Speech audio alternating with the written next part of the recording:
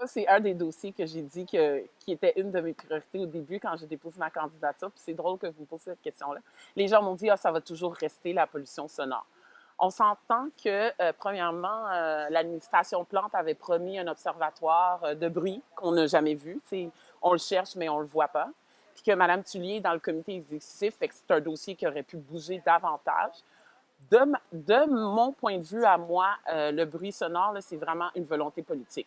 Je ne dis pas du jour au lendemain que ça va disparaître, mais il faut vraiment poser des actions concrètes dans le sens de faire des pressions, parce qu'on dit qu'à Centre, c'est fédéral, c'est pas municipal, oui, je le sais, mais il faut vraiment faire des pressions. Puis pour faire des pressions, il faut montrer que c'est un enjeu important. Fait que moi, c'est sûr que je l'avais mis dans mes priorités, puis les gens m'ont rapidement... Moi, je vous dirais plus des personnes résignées dans l'arrondissement qui me disaient non, non, Cassandre, oublie ça, mets pas ça comme priorité. Non, moi, je continue à croire que le bruit sonore, là, on est capable de vraiment faire avancer ce dossier-là. Puis oui, je veux m'y engager si je suis élue. Je suis pas certaine qu'on a un grand levier d'action, là, parce que ça relève de paliers de gouvernement supérieur, mais je sais que Mme Tullier avait promis un observatoire du bruit et elle n'a pas livré la marchandise. Je ne vous promets pas de créer un observatoire du bruit, mais je pense qu'il y aura lieu d'avoir des lieux de discussion avec les citoyens. Ça existe là, des fois qui appellent comme des comités de bon voisinage. Je pense qu'on pourrait mettre ça sur pied.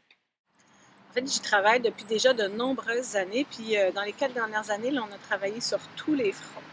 Donc, moi, je suis la représentante de la Ville de Montréal sur le comité de climat sonore de Aéroport de Montréal, qui est un comité qui malheureusement siège à huis clos, donc je ne peux pas dire tout ce qui se passe à cet endroit-là, mais notamment, puis ça, je peux le dire parce que j'ai fait des démarches publiques aussi, j'ai demandé à ce qu'il y ait des micros. Hein, KDM installe des micros pour qu'on puisse savoir quel est le bruit des avions au-dessus de notre arrondissement. Ils n'ont jamais voulu. Comment ça se fait? On sait qu'il y en a des avions chez nous, on sait que les gens se plaignent, mais ils n'ont pas voulu installer de micro. Alors, on a travaillé avec des groupes citoyens. On a travaillé en donnant des montants d'argent au pollué de Montréal-Trudeau et plus récemment à un autre organisme qui s'appelle Montréal DB, qui a travaillé avec des professeurs à l'université aux États-Unis avec l'intelligence artificielle. Et donc, lui, avec la subvention de l'arrondissement, il est en train d'installer ces micros-là un petit peu partout dans l'arrondissement. Et ce qui est vraiment intéressant, c'est que là, on peut en plus savoir quand le bruit, quand l'avion passe, en fait, quel bruit il fait, en fait, la mesure du bruit. Donc, on est tranquillement en train d'avoir des données citoyennes, on va dire ça comme ça.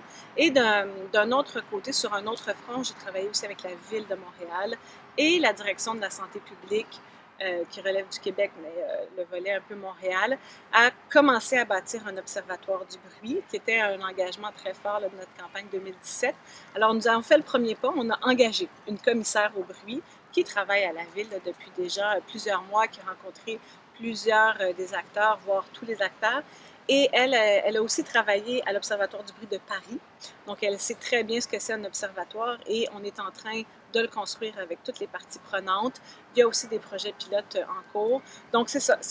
Parce que c'est pas simple. Hein? Si c'était simple, ça serait déjà fait. Mais de travailler là, sur tous ces fronts-là en même temps, on a bon espoir vraiment qu'on puisse arriver à avoir des données, parce que c'est la première chose à faire, avoir des données publiques fiables sur lesquelles tout le monde s'entende pour ensuite pouvoir bâtir une stratégie. Et évidemment, le gouvernement fédéral qui va être d'une importance capitale, parce que c'est quand même eux qui contrôlent notamment la réglementation sur les avions, finalement.